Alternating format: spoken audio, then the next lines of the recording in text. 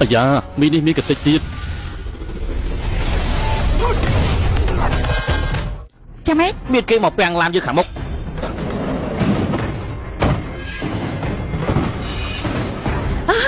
ពីបោះហើយខាងចៃឆាន់គេថាកាពេលយើងនោះអីហេតុអីក៏មិនឃើញគេ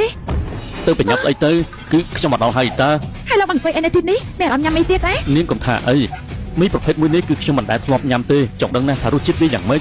ហើយចាប់ពេលនេះគិតយ៉ាងម៉េចដែរកុំស្លន់ពេកចាំខ្ញុំ10វិនាទីឆុងមីសិននេះទៅពេលអីទៅហើយជាងមិនខ្វល់ថាពួកឯងនរណាគឺជាអ្នកបញ្ជូនមកទេយល់ល្អចូលមកទាំងអស់ទៅហើយឈួតនេះមិនដឹងមកពីណានោះទេចាប់កៅវាទៅបត់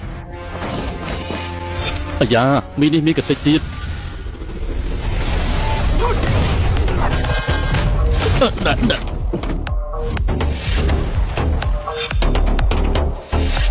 អាចក្រោយអាចធ្វើស្អុយទល់យ៉ា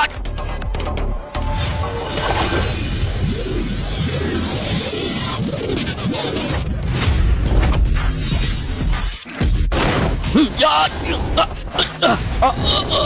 មួយនេះមិនអាចប្រឡាក់បានទេ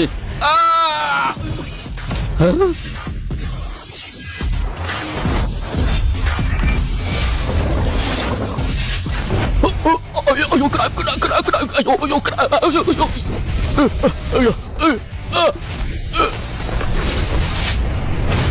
គ្រាន់តែទឹកមានកម្ដៅ100អង្សាសេក៏ទ្រាំមិនបានដែរ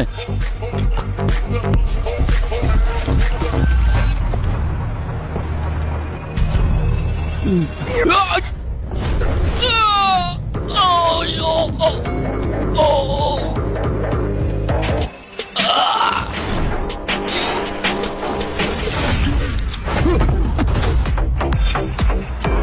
កអាចឆ្កែចំមកសៀតអស់នេះពិតជារំខានមែននេះមិនអាចទៅរួចទេហេតុអីបានជានៅខ្លួនក្បែរជាងឯនេះមានមនុស្សចម្លែកបែបនេះទៅវិញណោះពេលចាប់ការពូផងលោកតើលោកជាអ្នកណាទេ